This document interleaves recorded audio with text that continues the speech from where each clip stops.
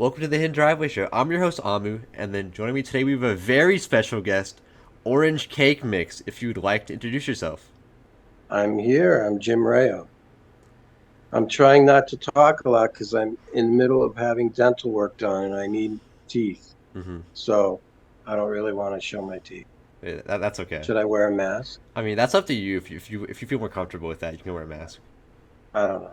No, I don't care. Okay. To get us started, is there anything that you would like to talk about? Is there anything that's on your mind at the moment? Can be anything at all. Mm, What do you mean musically? I mean, it can like maybe just like how your day went. Like that could be. How my day went? Turned out to be a nice day. Mm-hmm. Not raining as it usually is here. It's really awful here. All it does is rain. Mm-hmm.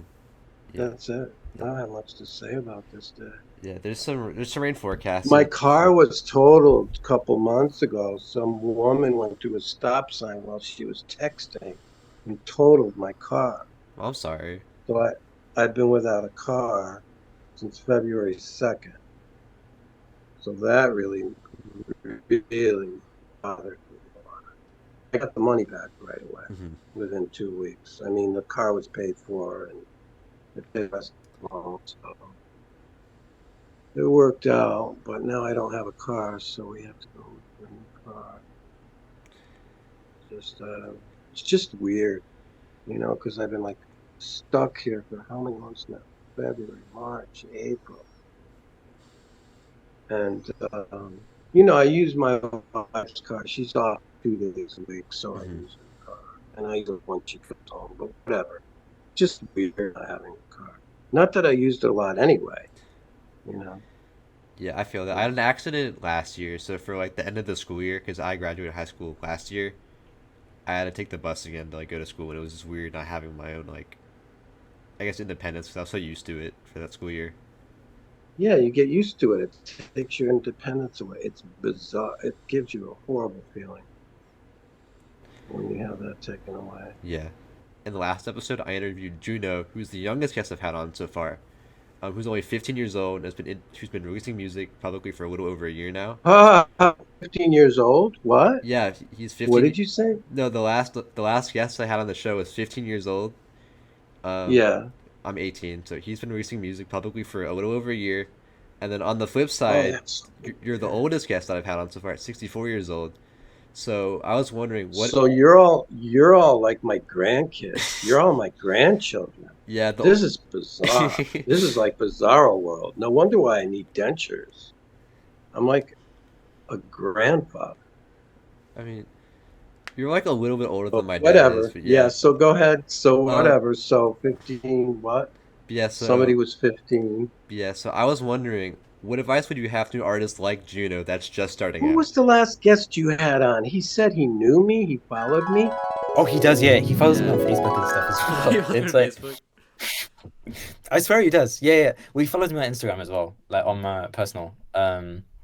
But I swear he follows me on Facebook. I follow Orange Cake Mix and like it'll put something on Bandcamp and I'll be like, oh, it's so cool. I don't know that person. Oh no, on Pastoria. Pastoria. He Yeah, says we follow each other on Facebook. I yeah. have no idea who he is, who he's talking about. I don't know him. No, Why would I follow? I think his name might Why be would I different. No, follow him on no, Facebook? I think his name's different on Maybe I Facebook, but do. you follow me on Instagram also. I I follow him. Yeah, him and me, Oh, so I just follow people I don't even know. apparently. I just press follow, follow, follow. I don't even go to Instagram. I hardly ever go there. But if I do see somebody following me, sometimes I follow back, Hmm. and then sometimes I just get out of there and just never go and Yeah, forget about it. that's what I figured, because I tried asking you to do this interview like 2 years ago, I think, like through Instagram, and I never got a response. I You think that's did? probably why. Yeah. I don't even know. Sometimes I get messages 3 years after, and I'll see a message and I'll be like, when did I get this message? Am I supposed to be checking for messages? See, I didn't know where to check. I didn't know where to go. I just would post things on Hmm. Facebook sometimes or post a new song sometimes, whatever, argue with people about politics when I was going through that psychotic political weird phase. Hmm. But yeah, no, I didn't check my messages. I should have checked them more.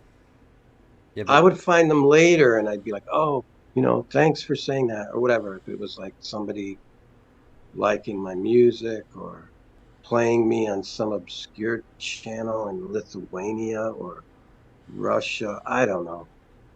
These messages, they come through, Orange Cake Mix Facebook mhm. sometimes. Whatever. So, okay. So I guess I missed your message 2 years ago. Yeah, but we're here now, so it's okay. I know. I know. Finally. Wow, that's so weird. So you messaged me 2 years ago on Instagram? On Instagram, and then I tried through Bandcamp also, but Huh. That's so weird. yeah. So my initial question though was, so given that you have much more experience than any of the artists that we've had on so far, what advice would you have to an artist like Juno that's just now starting out?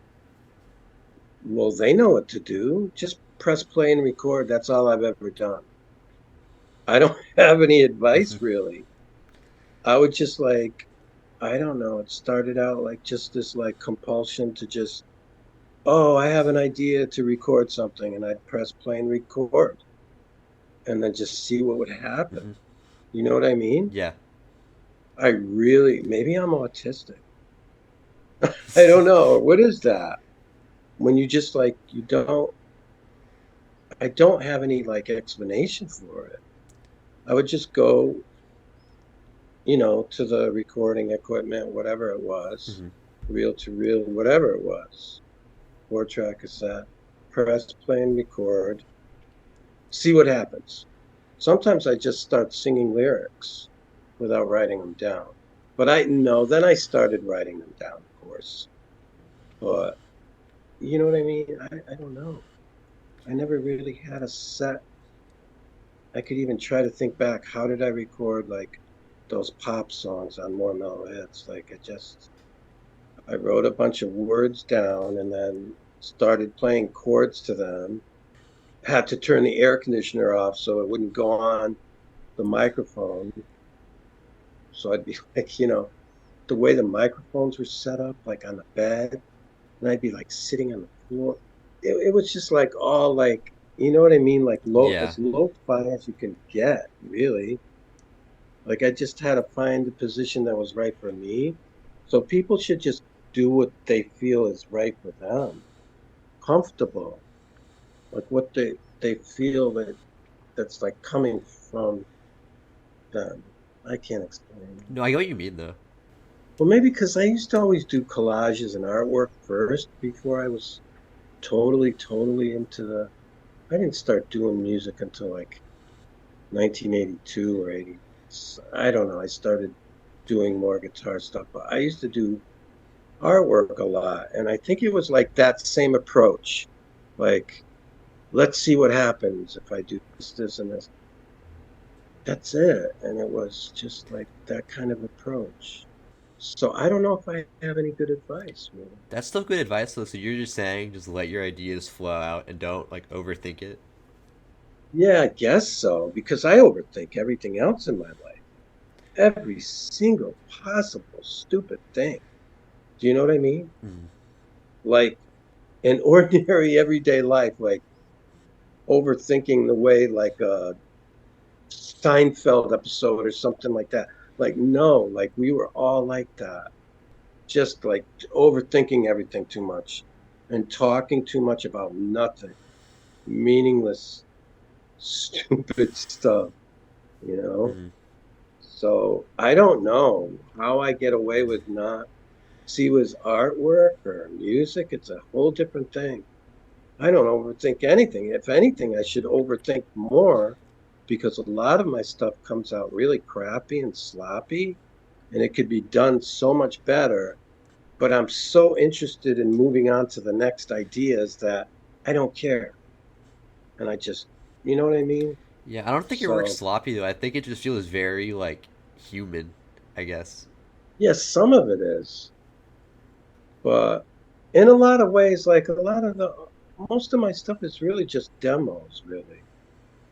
Everything I've ever done could be done a lot better if it was, do you know what I mean? If like professionals got a hold of it, or I don't know, musicians that knew what they were doing and knew how to build a song onto a song. Because I don't know, I thought I had some good song structures and nice ideas and nice melodies, but a lot of the stuff, see, in my head, I would hear other things. And by the time like it goes to tape, ugh, it's terrible. Like I'll hear it back and of course in my head I'll hear all kinds of stuff, but how am I supposed to get all that on a 4-track? Hmm. You know, like what it's really supposed to sound like. You know what I mean? So I did the best I can with the small amount of equipment I was using, because everything I ever recorded in my entire life is on a 4-track. Nothing was done in the studio. Yeah, I think you were really ahead of your That's time kind of though with that. Like, I think there's a lot of artists now, like me included, that just record like in their bedroom. But that was kind of unheard of, like at the time. I feel like when you were making music, like in the '90s and stuff, yeah. because usually it would be like you have to go to the studio to get like it recorded, but you were doing it all from home. Yeah, I mean a lot of other people were doing it too that I didn't know about. But I kind of sort of was inspired by, the bigger artists. I knew Todd Rundgren was doing it, so he was my major inspiration. And maybe I thought, as I got older, I would have ended up doing something in a 24-track studio, but a label never, you know what I mean? I never had the money to do that, Yeah. to elevate, to progress, into that. But that was the main inspiration, I think. Him and Emmett Rhodes, because I was like 12 years old when Something Anything came out. And I thought, oh my God, how did this guy sounds like, an orchestra almost. Not an orchestra, but I couldn't believe it, you know? And plus, I love the songs a lot too. And Emmett Rhodes, it was a little more, I could tell it was done in the studio. I don't know, something about the claustrophobic condensed sound of that album. His first album, it has like I don't know, like a boxed in sound. Whereas that Todd Rundgren album, it doesn't. It sounds like not. But anyway, you know what I mean. So I was inspired by them really first, and then remember other people started doing. I heard of a person, R. Stevie Moore. He's a home recording person. R. Stevie Moore. Have you ever heard of I him? haven't, but I'll definitely check them out after this. Well, I never heard of. I don't know if I heard his music. Maybe a few songs here and there. I don't know that there were a few other people doing it, so I felt like inspired by it. Maybe Nick Drake, Pink Moon, because that was so like, there was nothing but acoustic guitar and vocals. So in the beginning, I used to do stuff like that. I taped over it. I wish I didn't, because I could have ended up selling it on eBay. Mhm. I don't know why people want that crap. But some of that early 80s stuff I did, some of it that ended up on Acid Tapes label. Well, anyway, I would just do like, I think I would use boom boxes because I didn't have a 4-track. So it started out with like a boom box and a microphone. And then, you take a cassette and then I think Sebadoh did it too. So when they did it, there was a song on Dinosaur Jr. album, Polito or something. And it was that guy, Lou Barlow, doing it all by himself. When he did that, I thought, oh my God, this sounds like some of that early 80s stuff I was doing. So that really inspired me to keep doing it, I think, subconsciously. Mhm. People like Sebadoh, I mean Lou Barlow. So in the early 90s, I think, I don't know. I mean, that's who inspired me. Is that what you asked me? I forgot. Um, well, no, I forgot what you it's asked me. okay though. The original question was just what advice you had, and then it kind of spouted off into that. But So yeah, I don't really have advice. I really admire all the young kids that make music and that they're doing that for themselves and, giving it their everything. And they should just continue to be creative and just give everything they got to it and stay dedicated to it, mhm. no matter what. maybe somebody might criticize what they're doing or whatever. They shouldn't care. Oh, what other advice I have? To just keep doing it. That's all I did. I don't know. I never learned. You know what I mean? Nobody learns anything. When you create stuff, you just do it, Yeah. right? No, I think that's great advice though, especially because so I started making music when I was 13, so I was in 8th grade at the time, and Yeah. it was bad because I was just starting out, but I was kind of embarrassed to even like talk about it. So I feel like for a while I just was kind of I feel like for those first 2 years from like 8th grade to like really like, into junior year of high school, I was very like stunted with my like progress, I think. And then only now that I've become more open about it, I feel like I've gotten a lot better at what I'm doing. Do you let people hear what you record? Yeah, there's a few friends I I have that they get to hear. I used to force it onto people.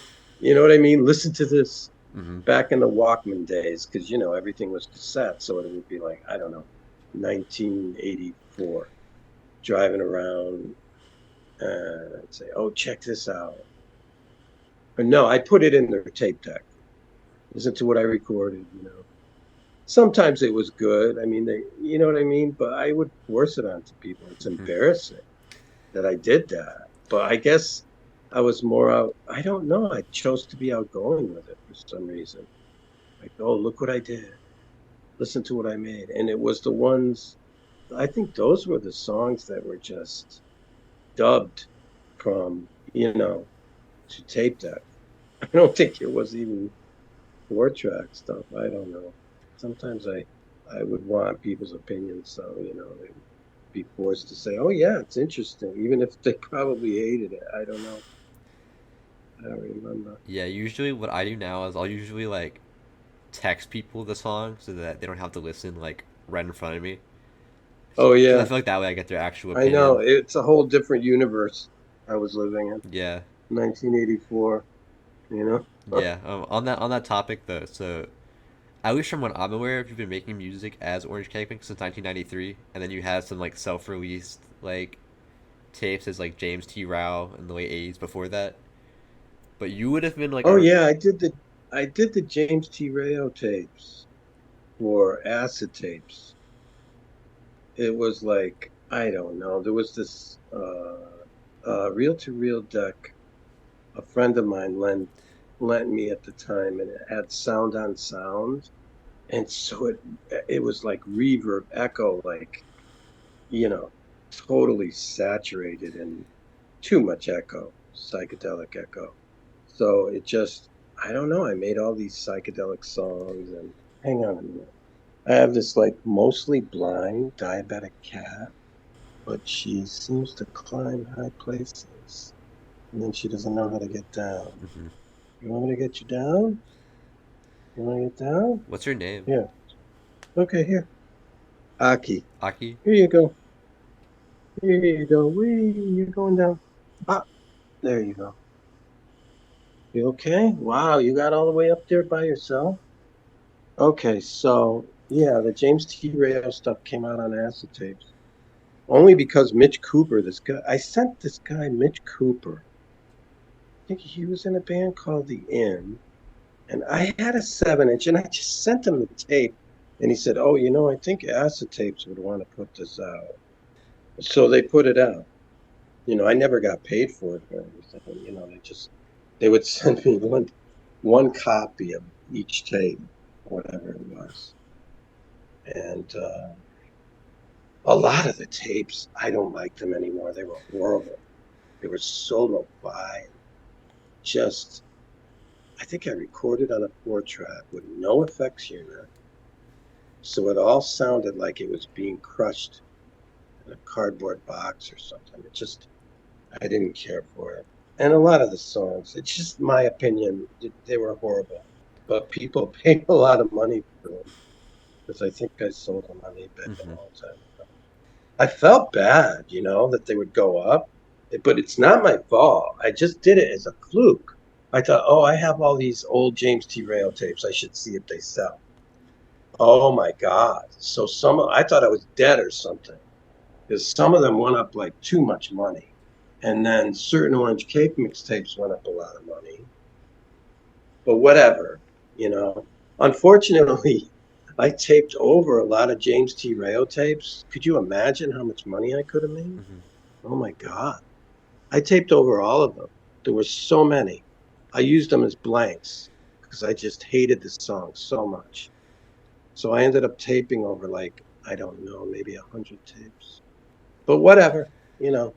I sold the ones I had, I sold, and I swear to God, it went up, I don't know, like $50 or something. And it was sickening because I thought, what the hell? Why do people want these songs? Whatever.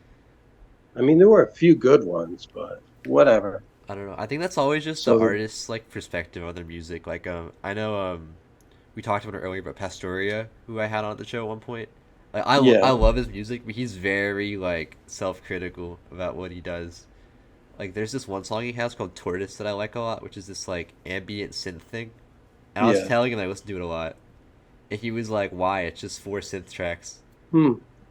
But it's like even Yeah, if I you might think guess it's it's simple or true. you might not like it, it's that's because you have that like creative perspective on it. I feel like. Yeah, I know. I think, yeah, it must happen to everybody, most people. You know, you just don't, you just, sometimes you're just critical of what you make. But yeah, the early James T. Rail. So that was sort of accidental, but whatever. It came out on acetapes, and I don't know why it turned into Orange Cake Mix just because I wanted to do a more pop thing, maybe focus on like bubblegum music at Hmm. the time. I was into like 70s. I was sort of having a retro feeling back then, I remember in the 90s. I was remembering like 1974 and 1994. And yeah, so I ended up making that twee, more mellow hits and all that. And it just, I don't know, I just would make whatever I felt like. You know what I mean? If I had access to a recording space and we had a drummer, and if I just had to play guitar and nothing else, I'd end up just like jamming in a Noi type band, you know, like a space rock type band. Hmm. If I had the like, access to the people that would want to, but it's never been easy to work it out. So it was always I did whatever came easy. So it's easy to just, you get home from work, press play and record and start recording. That's how it always was. You know what I mean? Some people turn on the TV set back then in the 70s, I guess that's what it was called. I just recorded just because there was nothing else to do, or, out of depression or whatever, out of habit. And then, it worked out. Labels started wanting to put things out. And so they just kept coming out all over the place before I knew it.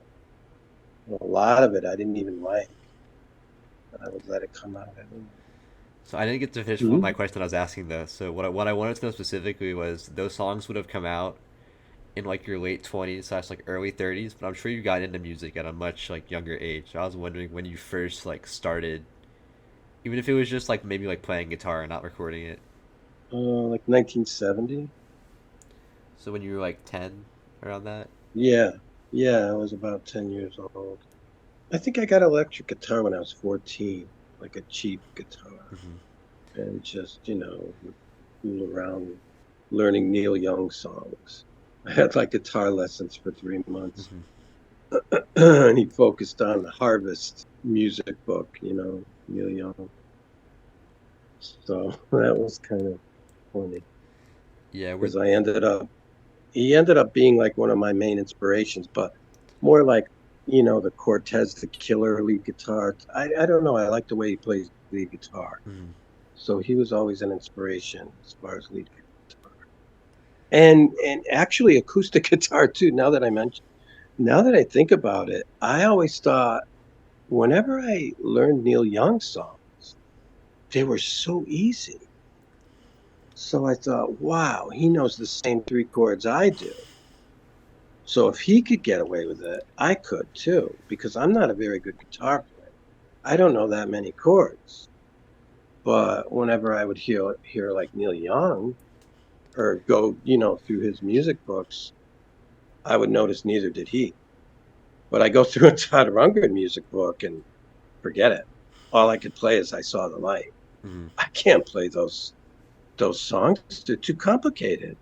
All these all these complicated guitar chords. I don't know how he plays those chords. Honestly, I don't know how. So I think as far as like Todd Rundgren, Beatles, I don't think I'd be able to play those. Across the Universe, I could play.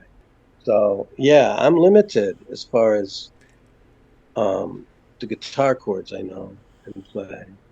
So that's why, like I covered the Jesus and Mary Chain because they're easy. Who Neil Young, Jesus and Mary Chain, Velvet Underground. I don't know. I think, yeah, those are the ones that inspire me because they probably reassure me that it's okay that I don't know that many chords or something. Yeah, that's kind of where I'm at too. Cause I'm like, I've played piano for 6 years, but I started learning guitar like late 2022. But I don't practice as much as I should, so I'm pretty limited on like what I can actually do. So usually when I play, I'll just like turn on another song. Like sometimes I'll turn on Birdsong actually and just like riff over it. Oh yeah, Yeah, just because that's Bird Song. yeah, that on from Silver Lining Oh, from Underwater. Silver Lining Yeah. Underwater. Yeah, that I kind of ripped off of Fripp and Eno Oh, I kind of see that now that you say that. Yeah, like I see the a little influence, bit. but Yeah, the drone, obviously. yeah. Doesn't everybody? I mean, I do it on purpose. I even made 4 songs, The Ballad of Fripp and Eno, part 1, 2, 3, 4. I don't know. I lost track of how many there are.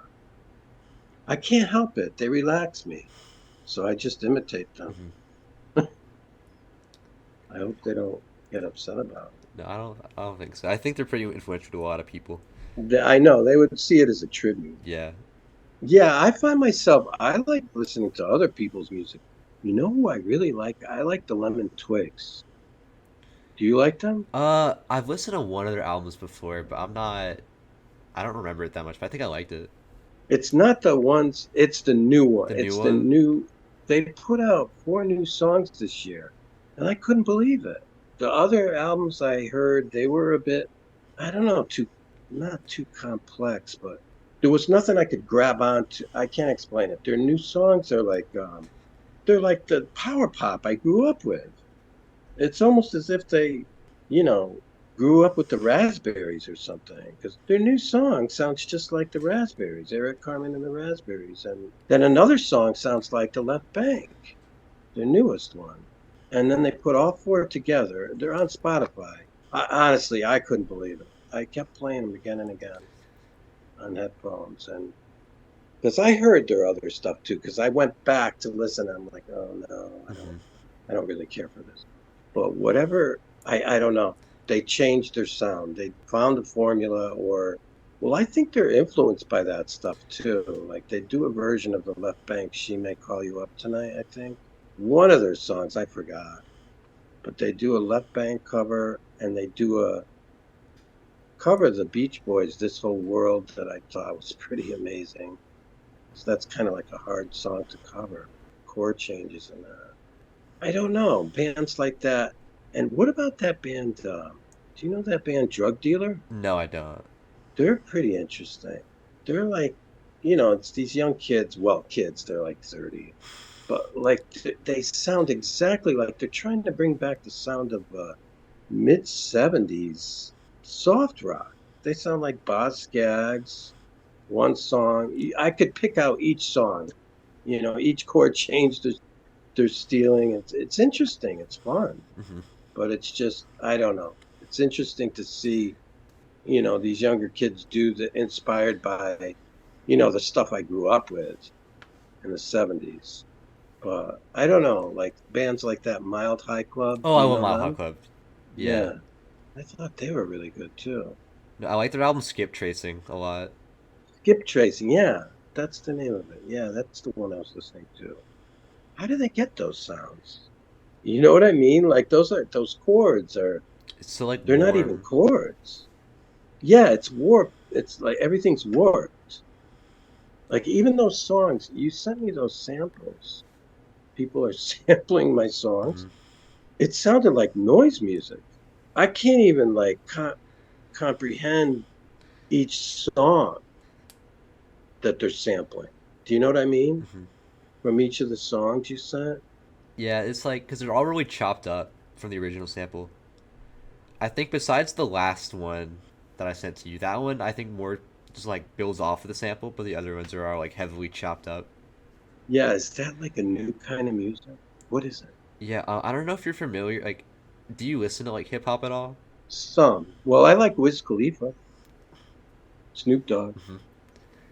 That's about it. Yeah, but there's like a I don't genre know much of it. called like cloud rap, which is very like they'll take pretty or like ethereal samples, like let's say like birdsong for example, and then Yeah, they'll find like parts of the song they like and then chop them up and then sequence it and then put drums over it. So like that song Orange I sent you, like he chopped up the birdsong guitar and then put drums right. over it, and then he put like I think like a Krayshawn acapella who's some like rapper towards the end of it, and it just like Huh. completely flips the original like vision that you might have had for that song. I gotta listen to that again. It sounded on the verge of noise music. Yeah, that first one I sent Not you. noise music, No, but I no, can't explain. I was worried when I sent you the because I know the very first one. That's by Pastoria actually. But yeah, that song is very like busy and like heavy. I think. It's good though. Interesting. Yeah. I don't hear music like that often. Like I said, I'm always listening to the formula. I don't know. I don't know how the hell they found that formula. What the hell maybe it's the producer, I don't know. Hmm. For that Lemon Twigs band. Because everything else they did, it didn't sound like that. For my next question, I was wondering what the inspiration behind your name Orange Cake Mix was, and then also what your favorite dessert is. Oh, let's see. Orange cake mix. I don't know. I was just trying to think up a catchy name that would have a rhythm to it. You know how there's Teenage Fan Club, and that's 4 syllables. Teenage Fan Club, Orange Cake Mix. Hmm. So I was trying to think of something that would be, I don't know, have that rhythm of four words, 4 syllables. So yeah, and plus I worked at a supermarket, so that was partly it. You know, I would be stocking that, and I would think, oh, that would be a good name for a band someday. And then, literally 4 or 5 years later, I did use it. Hmm. I wish it was cherry cake mix because it sounds better. It sounds like it tastes better because really, I don't think I'd like orange cake. Orange cake. I think I'd like cherry cake better, Hmm. cherry chip. But whatever, it was too late. I named it orange cake mix. So, and my favorite dessert, I don't know. I was gonna say strawberry shortcake, but I don't know. There's too many good ones. I mean, you can list Tiramisu. several if you want. There's tiramisu, and there's chocolate mousse, banana cream pie. I don't know. That's about it. Hmm. Can't think of any other ones. Just those four. Yeah, I have a friend that like loves tiramisu. He talks about it all the time, but Yeah, I've never that one. had it. Yeah. Tiramisu. How could I forget? It's because I don't have it a lot. It's like fancy at a restaurant. Hmm.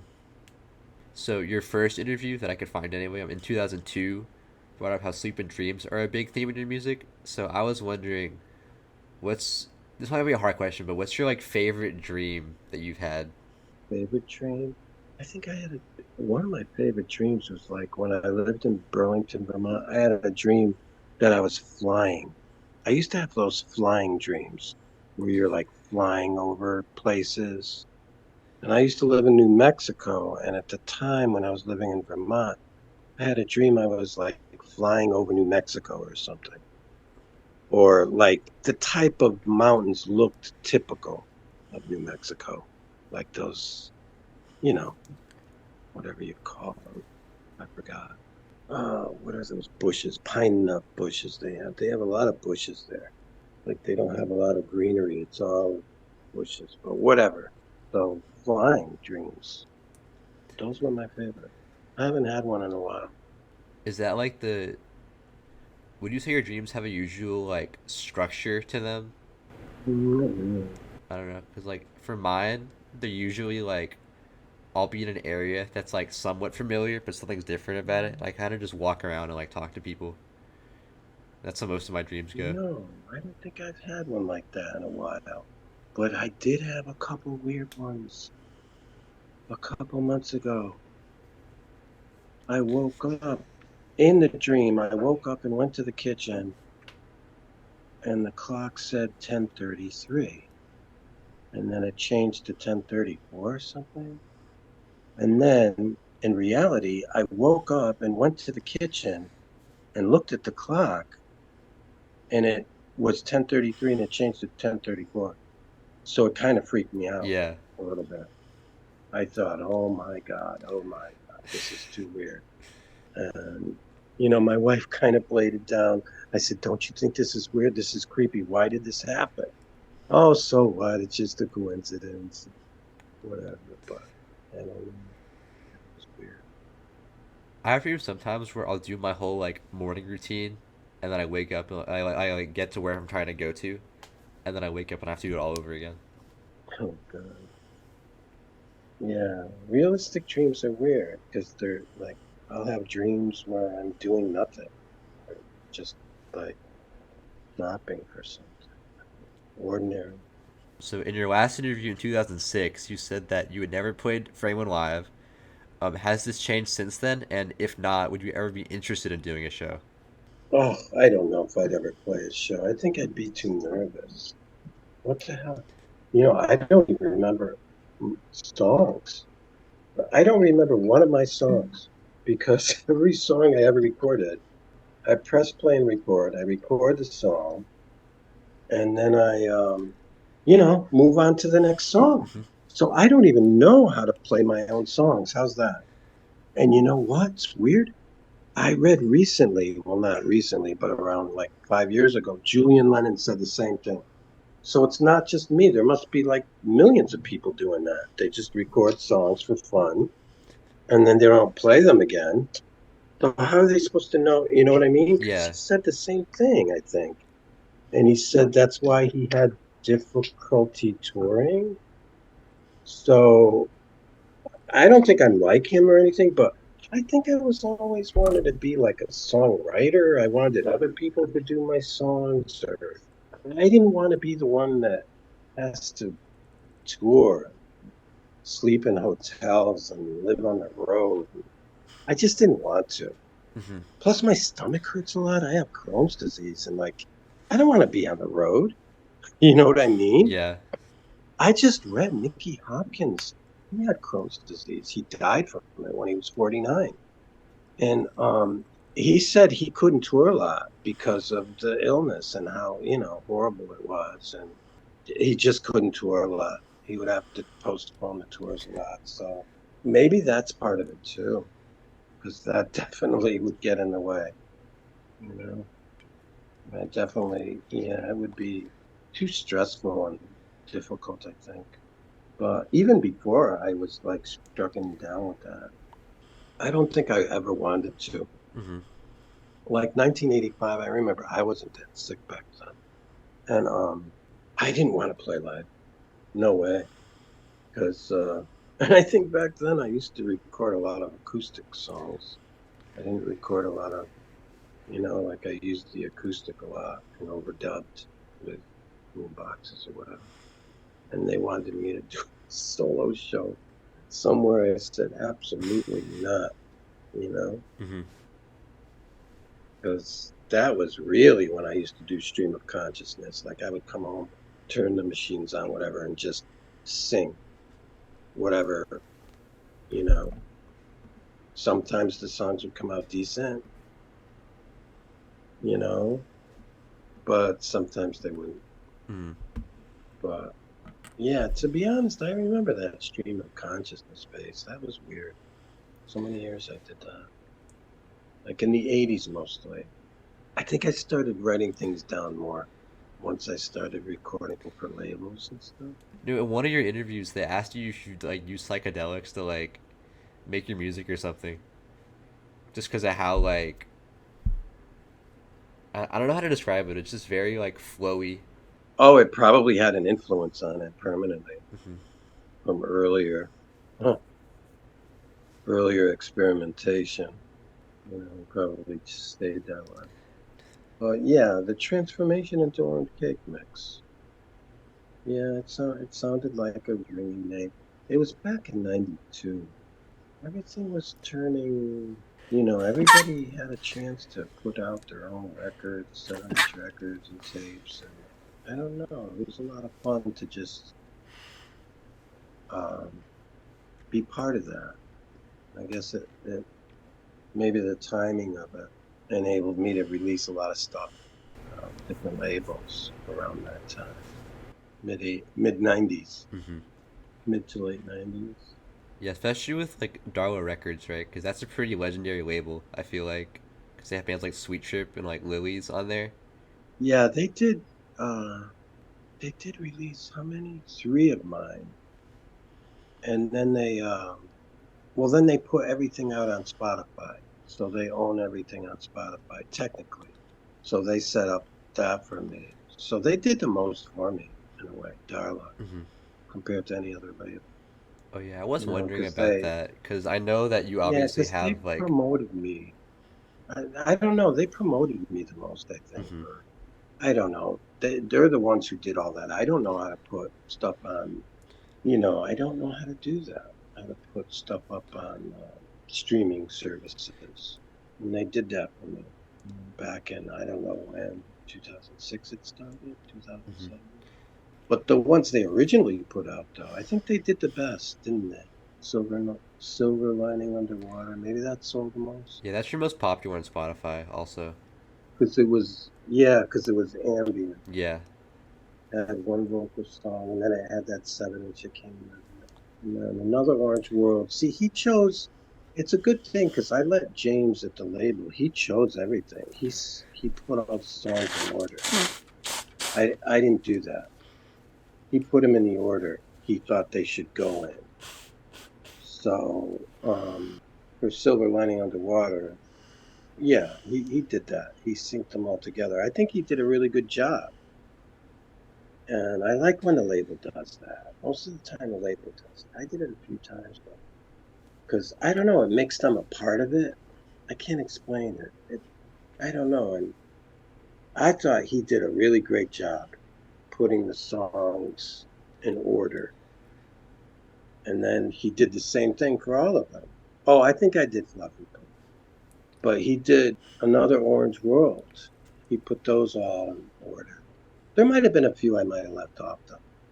I didn't really like Get It Together now. So, yeah, some of those songs, I don't know. Whatever. So I think he did a good job with everything that he put together. That he Hmm. synchronized the songs in the order that they were. Oh yeah. As for like uploading your songs to streaming, I don't know if you still have like the files for your music. I don't think so. Well, I mean they're on Bandcamp Maybe though, so you do have them like somewhere.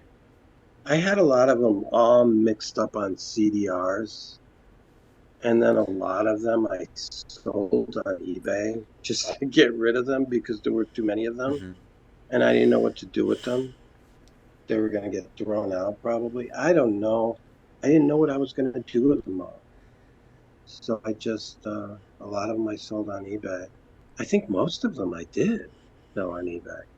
The people, Orange Cake Mix fans that wanted a bunch of some of them weren't even labeled. Or no, I would just scribble whatever songs were on it. I don't know. It was so disorganized.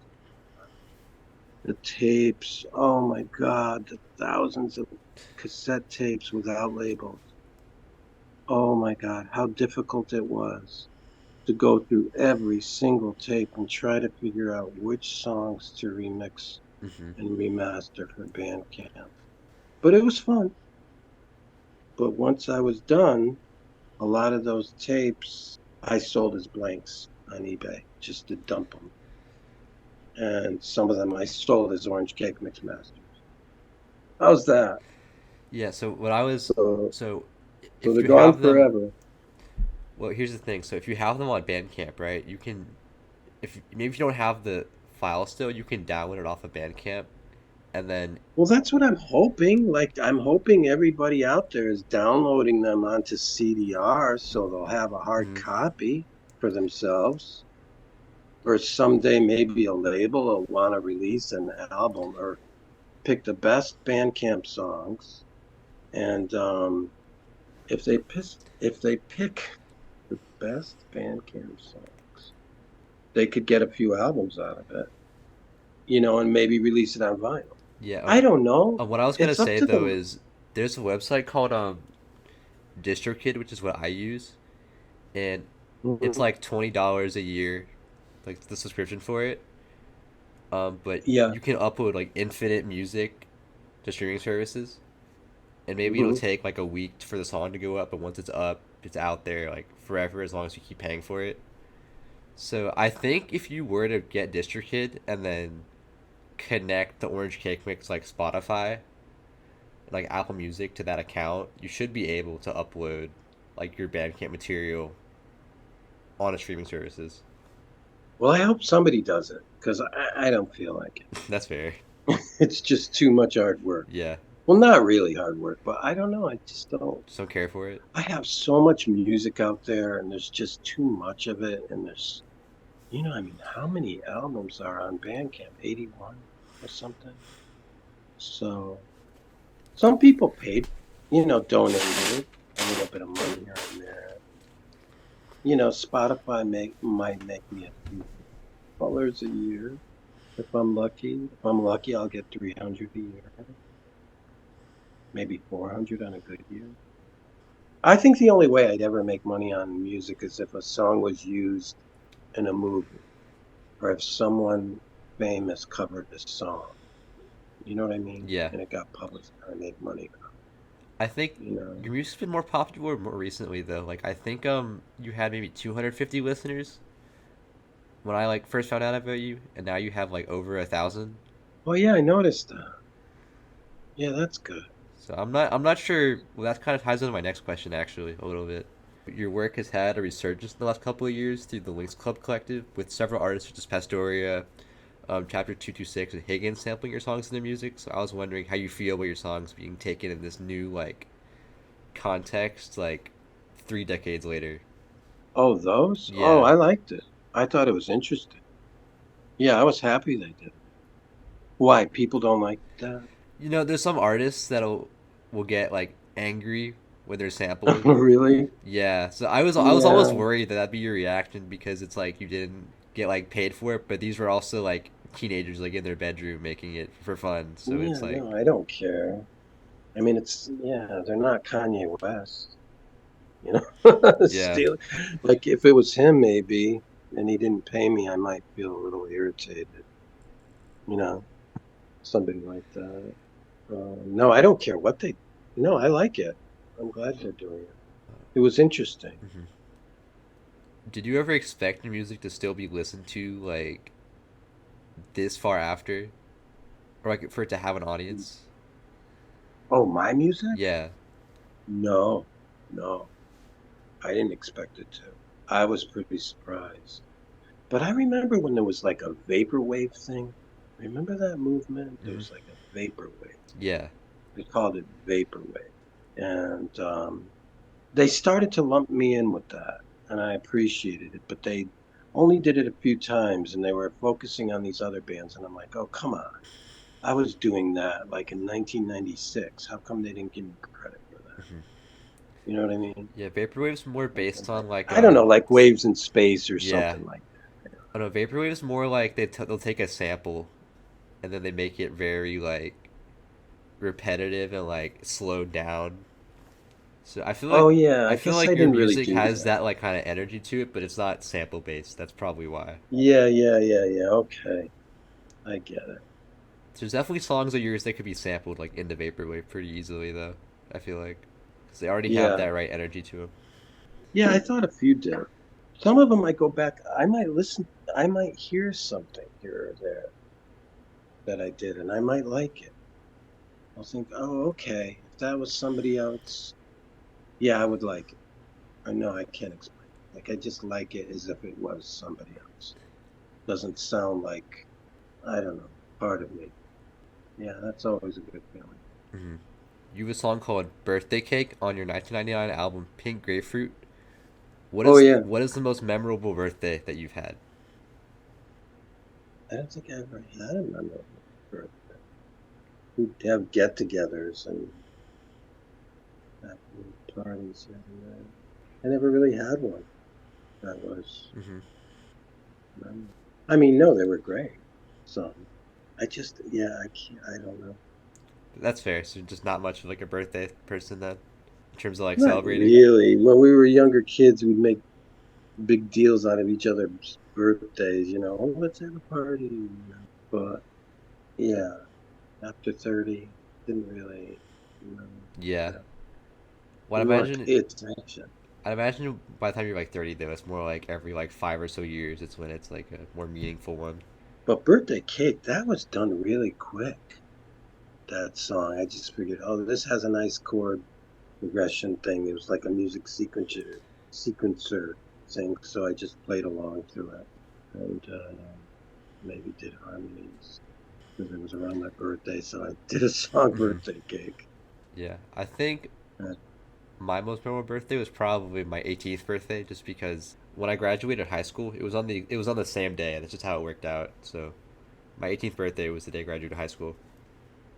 wow, pretty cool. So it was kind of weird, just because I had my like. I guess for you saying childhood is kind of weird because I look like a baby, like probably, but it was just weird because my like childhood is cut off, like by that date exactly. Like the moment there's no more school, is when I'm an adult. Oops, 18 on the day you graduate. Yeah. Yeah, that is pretty incredible. Yeah, yeah, graduation. I have not many good memories of high school. Some, but it was just, druggy 70s days of high school. Mm-hmm. Good, but a lot of wasted time. Mm-hmm. I probably should have been paying attention to going to college or something. Hmm. For my next question that I have, Mm-hmm. so your Mm-hmm. song, I don't know how to pronounce this exactly, but your song Kinmukuse, did I say that right? Oh, Kinmakuse. Kinmakuse, okay. Kinmakuse. Um, It's a Japanese flower. yeah, so it's a personal favorite of mine, and it's named after an orange flower that can be found in Japan. So I was wondering, what's your Yeah. favorite place that you've traveled to? Oh, it was definitely Japan. And my wife's hometown, Mm-hmm. Fukushima. Kyoto was really nice. But I like Fukushima because it's quiet. And it's like, I don't know, it's weird because it's kind of like a carbon copy of Connecticut in a way. The climate, Mm-hmm. not the people. Yeah. Like, no, not that people aren't nice here. They're polite and nice, but I don't know, people are nicer there. But the climate is the same. It's cold there. And it's just exactly like this. It's weird. Osaka was nicer. We went to visit there and it's warmer there. And I don't think they get as much snow. Unfortunately, they get, as much snow in my wife's hometown as we do here in Bristol, Connecticut. Yeah, that's definitely. I mean, I went there 6 times. 6 times. I went to California once. I loved California, but I was only there 3-4 days for a wedding. But I mean, California must be much nicer to live there. Certain places, the weather seemed nicer. What else did I say? Oh, I lived in Santa Fe for 6 months. It was nice there in New Mexico. Mm-hmm. I don't know why they say it's the most dangerous place. I just saw that on the news. They said it's the most dangerous Oh. state to live in. But tell the truth, there was a robbery. Like every time a gallery would be getting robbed in the middle of the day. And it was just like, oh yeah, another gallery got robbed. And that would be it. You just move on from there. So it didn't really get much attention. It was just like run-of-the-mill kind of thing that happens every day. The galleries get robbed. But so that, I guess that's what they mean by crime happens there. Maybe they're talking about Albuquerque, Hmm. right? Isn't that where Breaking Bad was? Yeah. So maybe it's because of Albuquerque. I got to read up about it. I couldn't believe it. I happened to just hear it on the news. New Mexico is the #1 dangerous state to live in. More crime. Just couldn't understand. Wow. I would think it would be New York. Yeah, I hope New York's not, because I'm going there in June for my so one of those artists I said Where? earlier, in New York, in Where are Queen. you now? Oh, I'm in Texas. That's where I go to college. You're in Texas? Oh, it's nice there. I mean, it's nice now, but it Are gets you pretty in, hot over the summer. oh, are you near Austin, Yeah, I'm Texas? in Austin for college. Yeah, But where did you grow up? in Houston. In Houston. Wow. Huh. So how was it growing up there? Um, my experience was kind of weird, just because I went to a charter school for 9 years. So like, It's not really like Dazed and Confused, is it? You don't get paddled when you're a freshman. oh no, See, in Dazed and Confused, I related to every single person there is like somebody I grew up with. Honest to God, the characters in there, I know those people. In Dazed and Confused, those are my classmates. But as far as the paddle stuff, I'm like, what the hell is that? wait, what was that movie made? Dazed and Confused, Richard Linklater made it in 1994, I Oh, that think. seems kind of late for paddling. That's kind of. No, but it was set in 1976, and they were acting like that was the ritual, and I'm like, what the hell kind? They that would have never been allowed in Bristol, Connecticut. They would have never got away with that. You know what I mean? Yeah. Like the principals and the team, forget it. You can't do that. Any kind of physical violence like that. So I thought that was kind of weird that he put that in there. But that must have been how Richard Linklater grew up, right? In 1974. I don't know. Whatever. Yeah, I know. Obviously, you wouldn't know. Yeah, I mean, You weren't. You I weren't like most of born my yet. schooling was in the 2010s, which is probably weird for you to hear, but Yeah. yeah, it was pretty very like relaxed schooling, I guess. There was one time where we had an assembly in like I think I was in like 6th grade maybe, because people Hmm. were like so gross. People were like pooping on the floor or something in the bathroom. And Puking on the no, floor. pooping on the floor. Why? I don't know. It's a bunch of like 8 year olds, so they had to get like a whole assembly and be like, guys, stop doing that. I don't know. Like apparently it's a big enough issue that they had to hold a whole assembly about it. But overall, it was a pretty like calm like school environment, I guess. Hmm. I think my thing with Houston is just that it's very like flat. I Yeah. didn't I realize that until I came to Austin for my college's orientation, and on the drive over here, I saw hills, and I realized that I just wasn't used to that at all. I did drive through Texas because, well, obviously driving from New Mexico all the way back to here, the East Coast, and Texas was flat. I remember it was very flat. No hills or I don't know, it's just flat surface. And yeah, and the houses were longer, ranch type. Yeah, the architecture was a little different. Nice enough though, you know. Yeah, I grew up in the Houston like suburbs, so I had a very comfortable like growing up experience. Yeah, all I know about Texas is Slacker, Austin, the movie Slacker. Hmm. Just talks about how it was in Austin, Texas. What Um, other questions do you yeah, so there's only a few more. This next one is a segment that I always do in the videos that kind of have like have? Hmm. continuity between each one. Yeah. And I play rock paper scissors with the guest I have on, because I lost to Juno, who was the guest in the last episode, and I'd like to Hmm. reclaim my honor because I was on a 2 person streak before that. So I was wondering if you would like to play rock paper scissors with me. What is it? Rock, paper, scissors. Oh, that? Yeah, that. So we'll go rock, paper, scissors, shoot, and then you'll do your move. Okay, go ahead. All right. Rock, paper, scissors, shoot. Oh, is that I lost. scissors? Yeah, scissors. Okay, so it's best 2 out of 3. Scissors doesn't cut rock. Yeah, it doesn't. So that's best 2 out of. So I lost. yeah, it's best 2 out of 3. So there's still 2 more turns. All right. All right. Rock, paper, scissors, shoot. Oh, so you did rock, paper. So that I won Rock. this round then. Yeah, I'm not good at this. Well, it's like a. I don't know. You have to get in their head a little bit. Like if My wife always wins when she does. It's in Japanese. John Ken poem. Oh, the trees are coming out. I could see green buds. And God, I hope my teeth aren't showing. Are they showing? They're visible, but it doesn't look like bad at all.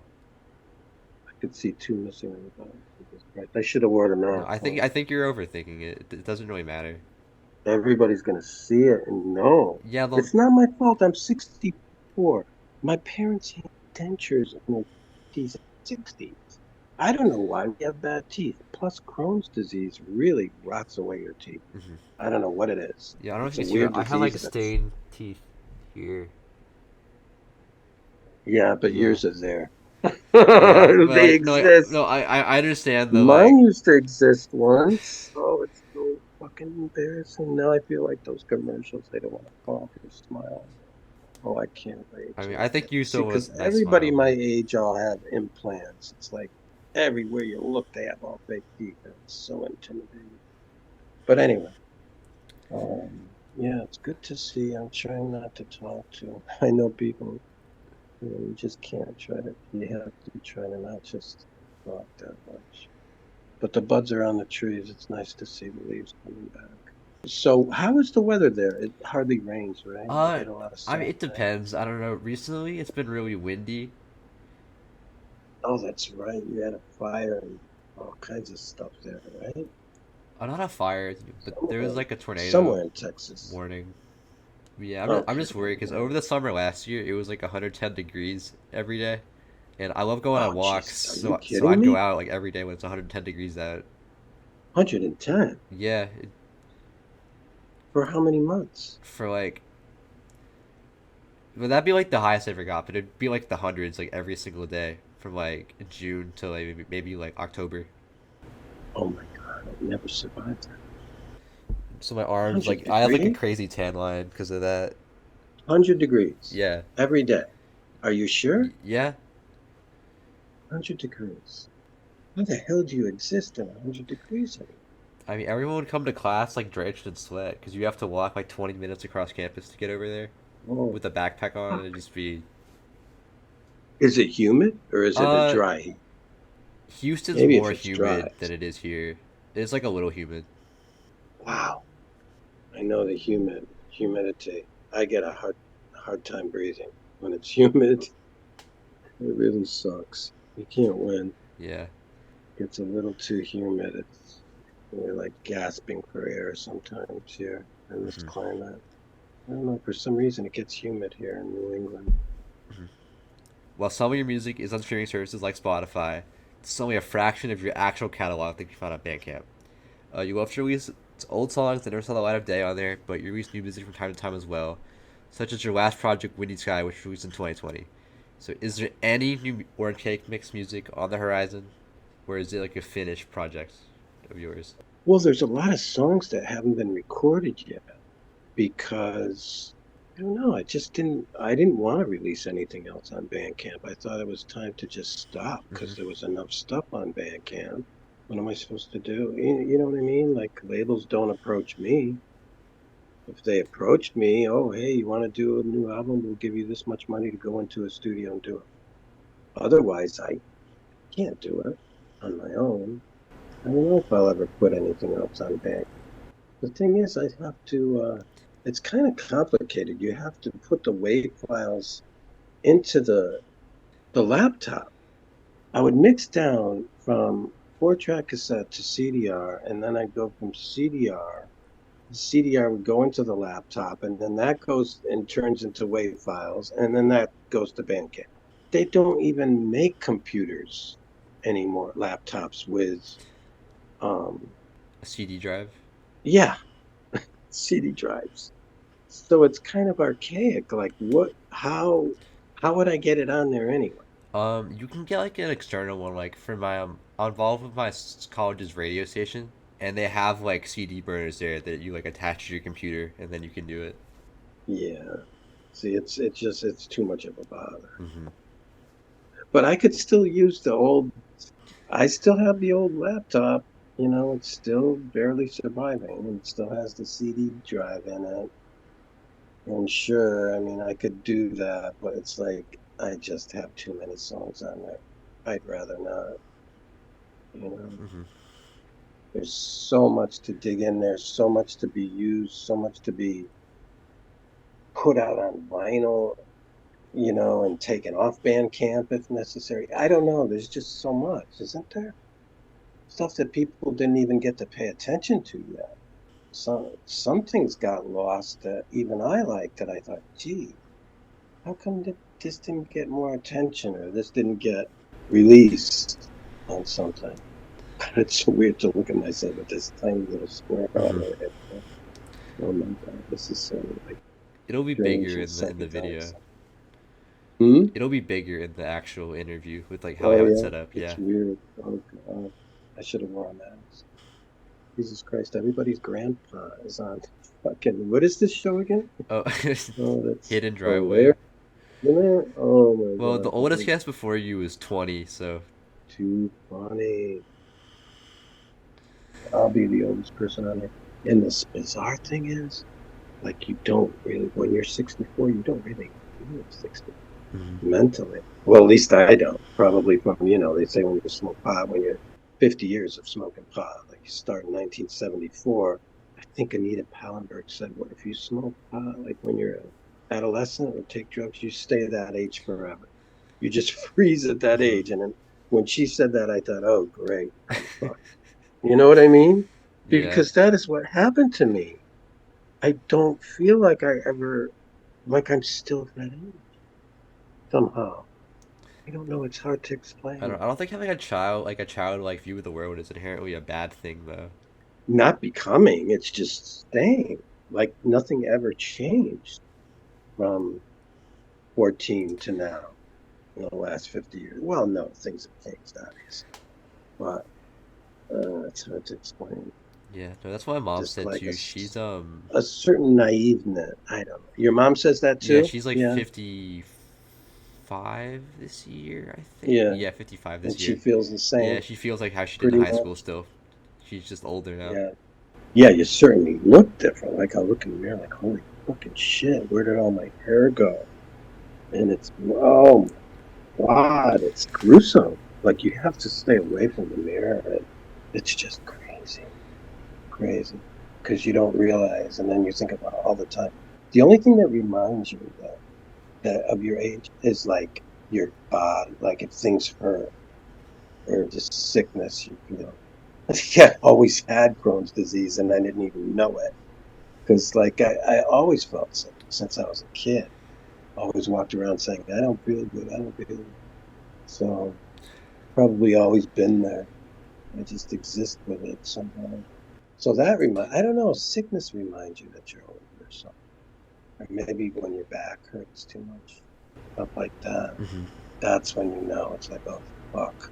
I'm walking around with like a 1,000-year-old body and a 17-year-old brain or something. Yeah, do you still just like make music like for fun, just like in your free time? Maybe just like playing guitar or something? Yeah, I still play guitar now and then. I was gonna record again. See, it all started because the stupid effects unit broke, and without echo, everything just sounds horrible. If you don't put like a tiny bit of echo or reverb, everything just sounds flat Hmm. and just awful, awful. Is well, for me anyway. When I record, maybe for other people it sounds fine, but I don't know. So it was a turnoff. So I stopped recording. I thought, well, it's broken. What do I do now? I guess I could buy another one. They're like $55. Like a DSP, digital signal processor.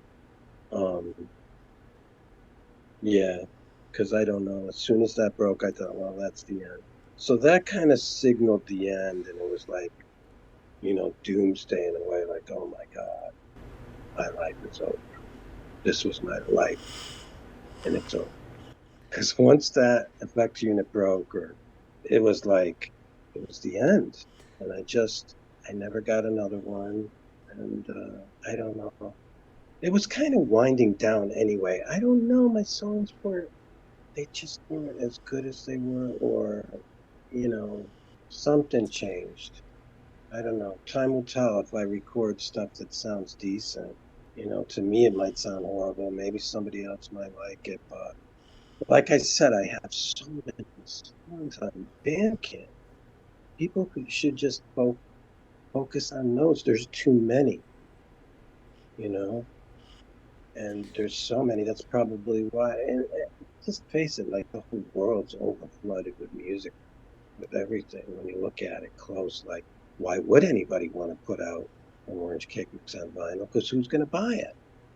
Who's actually going to buy it? I mean, Like, you saw if maybe people buy your 50 tapes people. though, so like you never know. Really? Yeah, maybe if a new little subculture evolves and people actually want a physical vinyl thing, I don't know. It's a whole other world like that I'm not part of. I don't know what people would want. As far as I know, it just stays, obscure and unknown, which is fine. But to record more is just, in a way, it's pointless. Like, look at all that I put out. And, yeah, it got a lot of attention and made a lot of people happy, and that's great. But that's as far as it went, you know. For the closing segment, I always have I ask the artists I have on, if there's anything they'd like to give a shout out to. So maybe like an artist they like, or maybe like a movie they like watching or something. Just anything that you enjoy that you'd like to put a little spotlight on. Well, I've been listening to those 4 new Lemon Twig songs, the 4 new ones. But I was amazed at what a good job they did. Don't forget, I grew up with power pop, Mm-hmm. so I'm a sucker for that stuff. Anything that sounds like the Left Bank or the old Beatles, or that orchestrated, clean sound that Orange Cake Orange Cake Mix will never have that sound, because it's just, I don't know. It's what I always wanted, but I never got the chance to go into a studio and have an orchestrated record. Yeah, I think And you had a that very forever special changes my like love. vibe with your own music though. Yeah, I never really played that kind of music in Orange Cake Mix because, I never had a drummer and I never had a Rickenbacker 12 string, 3 people, 2 people with harmonies, or you know what I'm saying. It's obviously they recorded it, had a lot of overdubs, a lot of harmonies, probably, you know what I mean? Mm-hmm. It's very polished. So if you don't like that kind of sound, you might not care for it. But it really, uplifted me. I was really happy they recorded these songs Mm-hmm. because, I'm a very depressed person, and sometimes things like that could really cheer me up. And those songs by the Lemon Twigs are the newest songs. They're in Spotify. You'd see them if you go. Mm-hmm. They say featured or whatever. You know, I don't know. That's the only shout out I could give because, like, that's what I just heard. Yeah. So I can't think of anything else right now. I'm sure when I hang up, I'll think of a million other things I should have said. Oh, I feel bad I didn't shout out, so I and mean, if you so. really want me to, I can just put it like in the description of the video or something. Because this will come out in like 2 weeks. Yeah, oh, it's so funny to do this, do a video, do an interview. So shout out the Lemon Twigs, and shout out Orange Cake Hmm. Mix as well. Thank you so much for coming on today. This was Sure. I've Thanks for having me. Yeah, I've wanted to do this for a really long time, so I'm really glad it came to fruition. And yeah, everyone Okay. definitely go check out his I didn't music. realize. I would have answered sooner. Sorry, I never No, it's saw. okay though. I Um, probably wouldn't have lost the teeth either. It happened during COVID. well, I I swear to asked you God, I during didn't. COVID though, so like it would have happened like no matter what. Really? Yeah, it was And 2022. it didn't happen yet. And it happened right after the vaccines. It's a coincidence. Definitely a coincidence, but I'll never forget. I'm like, oh my God. I wonder if it was from the vaccine. You know what I mean? It just like teeth fell out. Yeah. Two, three. And Oh. my wife's just like, don't blame it on that. It's because you didn't go to the dentist during COVID because you were too afraid to leave the house. It's true. It's true. My immune system was shot to hell. I was terrified. Even when they told us to go out, I was still, very cautious. Very, very cautious. God, I still can't believe that happened. Hmm. Creepy, creepy. Like a bad science fiction movie. All of his links will be in the description below if you'd like to go check it out. And Oh, I don't think I'm gonna ever want to watch myself. I don't know. This is gonna be embarrassing. I mean, I think you did great personally. So I think you're just Yeah. overthinking. Like it's hard for me to edit the video, so I have to watch myself talk and see myself stutter so much. Mm. But I also edit a lot of stuff out too. Like this part probably won't be in the video, for example. Oh, I don't care. Yeah. Yeah. All right. Have a good day. Okay. Okay. Thanks. Okay. Bye. Bye. Hey guys, editing Amu here. So normally that's where the interview ends, right? Video over. But I figured, today's a special case. He's an older legacy artist. So I thought it'd be cool if I got some of my friends that are fans of his music to talk about it for a little bit. Also something at the end too. Just to let him know that he's still very loved and appreciated. And I think this is also a very exciting interview just because it opens opportunities for more older indie artists on the channel. I don't know who else I would get, but it's definitely something I would like to do more in the future just because, especially with Orange Cake Mix, this is his first ever interview in 18 years and it's his first ever video interview. So if I could, for everyone I've had on so far, it's been their first ever interview. And I think it'd be really cool if I could help continue to just provide that platform for people. But yeah, I'm going to pass it to my friends now and I hope you enjoy. I'm the dude that kind of put everybody on, not to be the claim to fame dude, but your music is really special, on God, and you really were ahead of your time in so many ways, and I've had so many special memories just myself to your songs, and you truly have made some really phenomenal and life-affirming things, so thank you very much. Hi, my name is Yan. I just want to give a few words about Jim's music. His sound has really transcended through time in a really cool way, and I think his music is able to resonate with people on a really personal level, and I just want to say that I appreciate his work so much. Hey, what's up? I'm one of Scott's friends, and I just really love your music. It's ethereal. Definitely, out of all the music I listen to, I think it transports me the most to a different place while I'm listening to it. And then I hope more people discover your music because it's truly just it's a gem, hidden gem on the internet. And then I'm praying for your health. I hope you get better.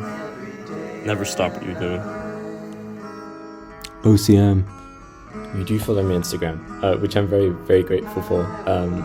You're one of my biggest inspirations. I can't lie. And I'm really, really happy that you came on Hidden Driveway because it means a lot to me. A lot of your music has really, truly inspired me, and I strive to make music as beautiful as yours. I actually made a little shortlist on the back of here, which has some of my favorite songs on. But I can't lie, all your music is like that. Some of my favorite songs that you've done are Streetlights and Stars off Silver Lining Underwater, and Kinmoku Say off Fluffy Pillow. Those are some of my favorite OCM songs.